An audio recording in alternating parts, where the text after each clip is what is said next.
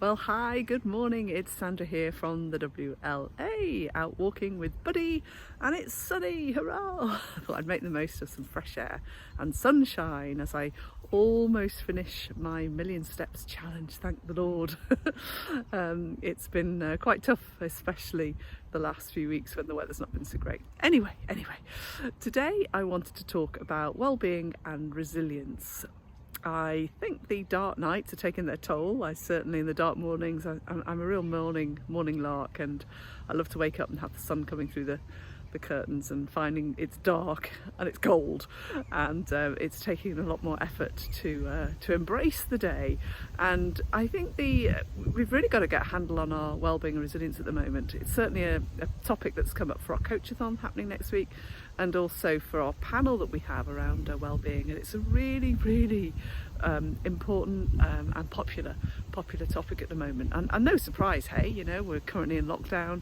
We're facing more and more Zoom fatigue for most of us, and trying to kind of get some normality into our life. And it's very easy with dark mornings and dark nights and calls all day long that we forget about ourselves.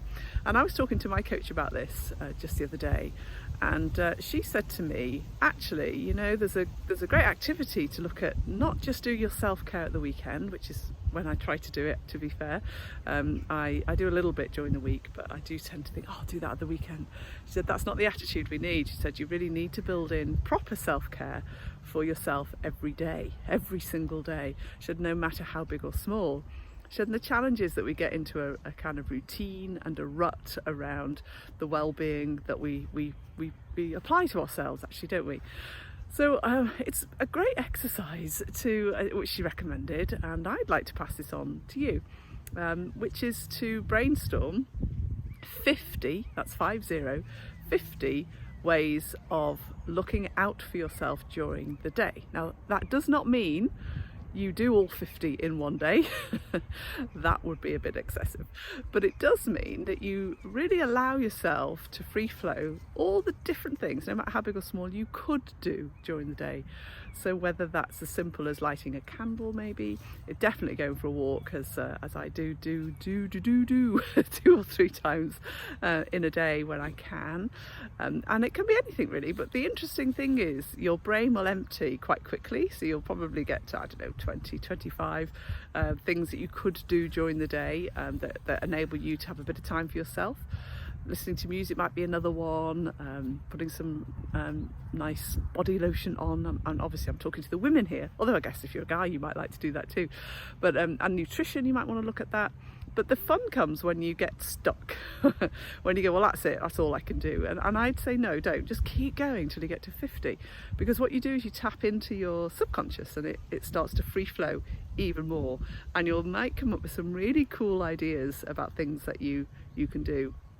And one thing I recognised, I had an insight about myself, was that a lot of my self-love activities, if you like, the things that I do to get me back on track, are doing. I like to do. I'm a real doer.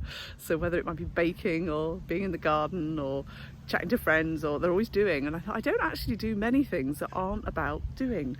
So I am challenging myself to think of activities I can do where I have to sit, and I can do the hobby, the activity in one place, which is not just watching the TV. So anyway, I share all that with you because it's a nice activity to do. We are going through a crap time at the minute, and if you're not going through a crap time, I bet your bottom dollar that there's somebody in your network is, and somebody in your family is.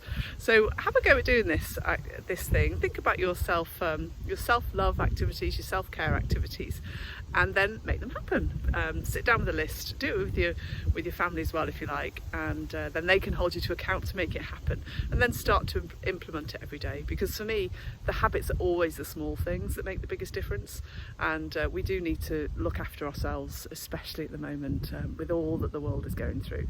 And the more you look after yourself, the better you're going to show up in the world. So that's it. That was all for today. Hope you've enjoyed it. Please like, subscribe, say hi, comment, let me know it's okay. Love hearing from you. And on that note, have a fabulous weekend. Take care.